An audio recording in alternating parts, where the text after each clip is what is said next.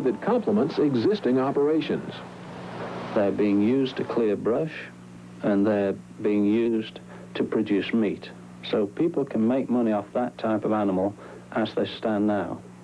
What we're trying to do is to put some fiber on those same animals so that in addition to the brush clearing potential and the meat potential, there will be an added fiber potential. How to raise animals that grow down is not the only question. How does the area in which we're located, which is a little bit southern, a little warmer climate than the world centers of cashmere production, how does it fit into the picture? Also, what can we do in the way of genetic improvement to make them more suitable, and how long will it take us to do that? New Zealand and Australia have already proven that goats outside the East can produce cashmere. Having done so, they now compete for markets vacated by Eastern suppliers. It'll be at least 5 years before commercial production of American cashmere is realized. But when it is, goat ranchers will have additional income from an existing resource.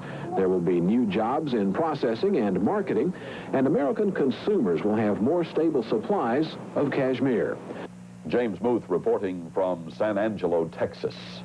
We'll be back with another healthy agricultural economy. And when that economy faltered, a lot of jobs disappeared and paychecks were gone. But as we came out of the decade, the agricultural economy was improving. And this month, Racine, Wisconsin, on the shores of Lake Michigan, found out that the farm economy can indeed affect their lives. J.I. Case Company has called Racine home since 1844. And in a gathering of nearly 400 people, including Wisconsin Governor Tommy Thompson, the president and chief executive officer of J.I. Case, Jim Ashford, made this announcement. It is today my pleasure and my privilege to announce that beginning in 1990, the Case Company will, with the approval of Tenneco, begin work on a master plan for a 500,000 square foot complex of new office buildings, training facilities, and related structures in central Racine. The total investment in this project will be approximately $100 million. Here it is. The complex that we're planning.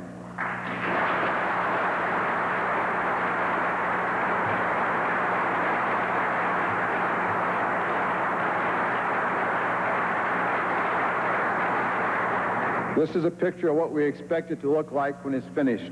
When completed, it will include 3 new office buildings with a total of 390,000 square feet under roof. It will also include a service training center, a corporate training center, underground parking, and a parking garage, plus cafeteria facilities, a fitness center, and all the other things that one would normally expect at the nerve center of a world-class company doing business on a global scale in the 21st century. It was back in 1959 that a man named Jim Kettleson joined J.I. Case in Racine. He ultimately became the head of the company and now is chairman of the parent company, Tenneco Incorporated. It was an emotional homecoming for Jim Kettleson as he appeared at the big announcement in Racine and shared some of his pleasure with the audience. I'm very pleased about several things as far as this particular development is concerned. I think one of the things that I would like to point out is that a lot of times major corporations that make acquisitions around the country, there's a lot of criticism that they don't put back into local communities, that they move in, take over, and then move on.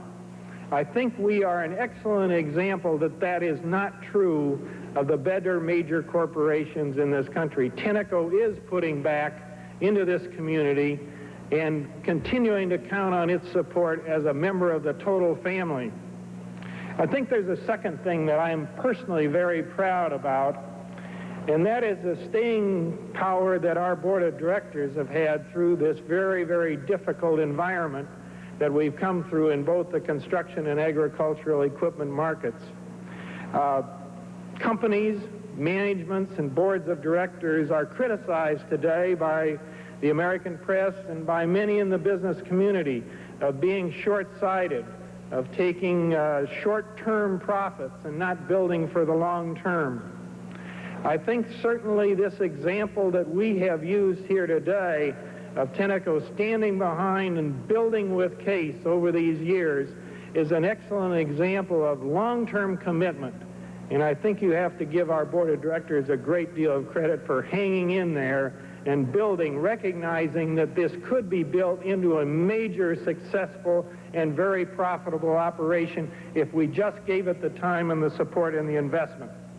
Jim Kettleson, chairman of Tenneco, with yet another encouraging sign and confidence in the future of American and world agriculture. On television, for example, and individual states work hard to market the products from their farms. I'm always intrigued when I come across some interesting commercials that market agricultural products, such as a couple I want to share with you this week from the state of New Jersey. Interesting to see who does the selling. There's no better value than fresh local produce from your favorite market. Hi, Mr. Brown. Hi, I'm Art Brown, Secretary of Agriculture from right here in the Garden State, New Jersey. When you're looking for the best value in produce, nothing beats Jersey Fresh. That's because it's farm fresh, field ripened, and locally grown for wholesome, natural, delicious eating. So look for the sign of freshness at your favorite market or produce stand. Look for Jersey Fresh. Jersey Fresh apples, now in season at these fine markets. And not only does the Secretary of Agriculture, Art Brown, appear in those agricultural sales commercials, but let's see who else joins him.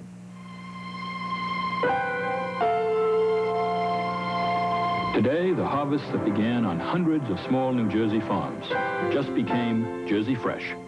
Picked at the moment of peak freshness, bursting with sunshine, country rain, and healthy, natural goodness. The same juicy, field-ripened produce Jersey farmers serve their own families is now yours for the picking. New Jersey produce is farm fresh to you each morning. Look for the signs of Jersey Fresh at your favorite market. Hats off to New Jersey and the leadership of that state for some creative selling of agricultural products.